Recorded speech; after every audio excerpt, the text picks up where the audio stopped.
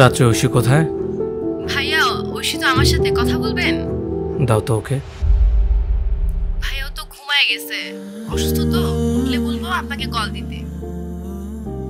তুমি ওকে ডেকে বলো আমি ওকে কল দিছি। Hello hello hello. কে রে, তুই না বাসায় ঘুমাস? তাহলে এখানে তোর এক্সের সাথে রং তামাশা কে করে? মিথ্যার উপর তো মনে হয় পিএইচডি করে ফেলছিস। ওনা শুধু তোর ফ্রেন্ড? তোর ফ্রেন্ডের বাসায় এসে ফ্রেন্ডের সাথে এসব করতে তোর লজ্জা করে না? আর তোর লজ্জা আছে নাকি? আর লজ্জা থাকলে তো এক্স বয়ফ্রেন্ডের সাথে কথা বলা দূরের কথা, তার ছায়াও মারাতি না।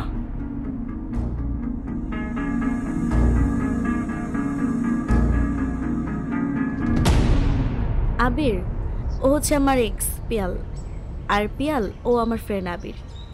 ও আচ্ছা, তাহলে তোমরা কথা বলো, আমার একটু কাজ আছে, আমি একটু যাই। হ্যাঁ মানে বুঝলাম না, তুমি তোর এক্সের সামনে আমাকে ফ্রেন্ড কেন বললা? তো বলছি তো কি হয়েছে, তাছাড়া ওরে আমার ফ্যামিলি সবাই চিনে, আর তোমার কথা যদি বাসায় বলে দেয় তাহলে ঝামেলা হবে না? সবাই চিনে মানে? কই, আমাকে তো কখন তোমার ফ্যামিলির সাথে পরিচয় করে দাও নাই। তোমার কথা আমি এখন ফ্যামিলিতে কিভাবে বলবো? তুমি এখন কি করো? তুমি আগে একটা ভালো কিছু করো, তারপর না হয় তোমাকেও ফ্যামিলির সাথে পরিচয় করাই দিব। এখন আমি যদি আমার এক্সের সাথে তোমাকে পরিচয় করে দিই, তোমার কেমন লাগবে বলো? Come on Abir, take it easy. আমি জানি তোমার কোনো এক্স নাই, চলো তো, রাত্রি অনেকক্ষণ ধরে ওয়েট করতেছে। দোস্ত, কি অবস্থা? তুমি একটু অপেক্ষা করো, আমি একটু ওর সাথে কথা বলি। দোস্ত, জানিস পিয়াল না এত সুন্দর হয়ে গেছে। আমি না বুঝি না ব্রেকআপের পর এক্স কিভাবে এত সুন্দর হয়ে যায়। আসতে বল, শুনে ফেলবে।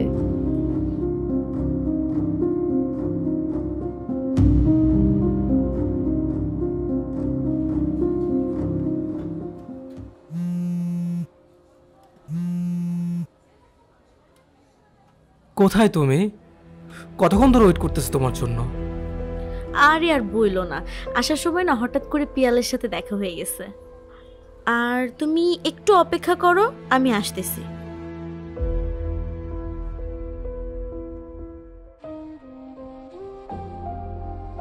আমি এদিকে ওর জন্য অপেক্ষা করছি, অন্যদিকে ওর এক্সকে সময় দিচ্ছে।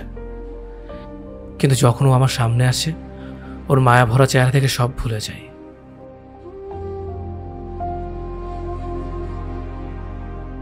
তুমি আমাকে লেট করে কল দিলা কেন? মানে তুমি কি চাও না আমি আমার ফ্রেন্ডদের সাথে দেখা করি, আড্ডা দেই? সমস্যা কি তোমার? আর তেমন কিছুই না, আমি তো তোমাকে কল দিছি, কিন্তু তুমি তোমার ফোনটা ধরো নাই।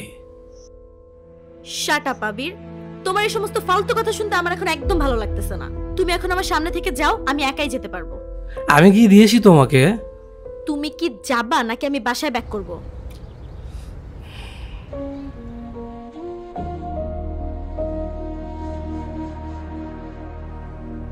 আরে মামা, এখানে আসো তো।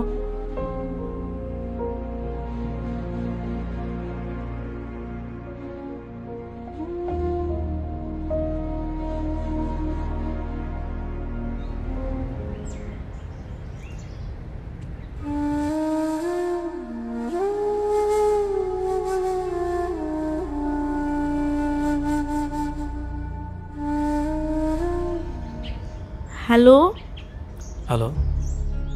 তুমি আমাকে রাস্তায় এভাবে একা ফেলে চলে যেতে পারলা? তুমি তো বললে আমাকে চলে যেতে। আচ্ছা, আমি আসতেছি এখনই। এবং রিক্সা ঘুরাও তো। সরি। তুমি আমাকে এভাবে একা ফেলে চলে গেলা? আচ্ছা বাদ দাও, সরি, চলো।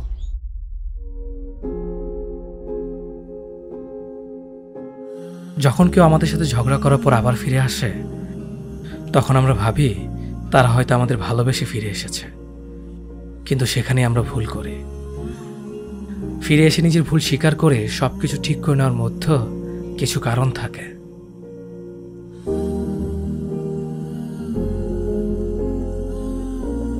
তুই তুই তো মামা জোস, বলদটাকে যেভাবে ইউজ করতেছস ও তো কিছুই বুঝতেছে না। তুই তোর এক্সের বাসায় যাস, মজা করতেছিস, আর বোকা ছেলেটা তোকে অন্ধের মতো বিশ্বাস করতেছে। আরে আর বলিস না, এর জন্যই তোকে রাখছি, আর নয়তো এরকম একটা ছেলের সাথে আমি প্রেম করব। শোন, আজকে আমি পেয়ালের বাসায় যাব, আর আমার ফোন অফ পেলে যদি তোকে ফোন দেয় তাহলে তুই বলবি আমার শরীর ভালো না, আমি ঘুমাচ্ছি। তোর জন্য যার কত মিথ্যা কথা বলা লাগবে।